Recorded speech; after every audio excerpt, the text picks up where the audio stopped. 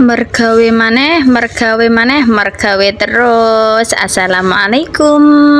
Ki mau aku bareng ngeterno sekolah ya, Bes. Lah ndek omah ki mau wis ana terteran mie. Iki mau sing nyiapno makku, soalnya makku mau ngeterno terus mulai. Dadine iki mang wis diawitno karek nerusno. Lah iki aku ngadai mie apa? Iki aku ngadai mie remuk, ya ana sing ngarani mie remuk, ana sing ngarani mie kremes, wis pokoke apa jare wong-wong ngono kuwi. Rasane mie remuk iki mah ya kaya Indomie ngono ku lho, Bes. Cumake kan lek Indomie kan digodhog. Lah iki mie remuk iku mine digoreng.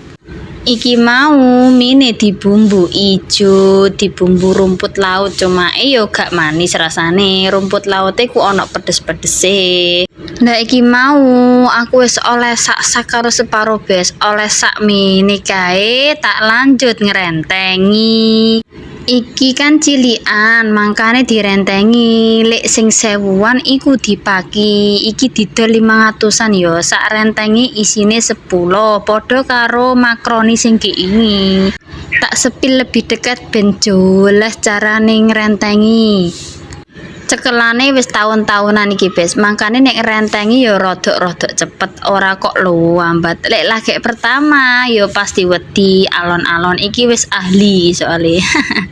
Ngrentengine wis muwari kuwabeh, iki olahe tak uncal-uncal lek kene, tak duadekno siji, terus tak paki.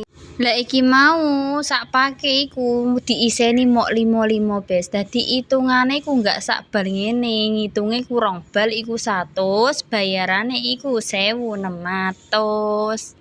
Wis tak bali, wis tak keicap, tak tuwali sing rapet, mari ngono iki engko ana sing bagian ngadai dhewe.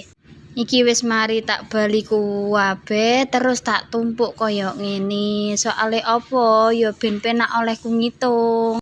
Dadi itungane lek ngene wis jelas. Nah nek isih ungkar-ungkaran kaya ngono, aku gak iso ngitung. Lek kene kan penak ditumpuk 100 ngono. Dadi penak itungane.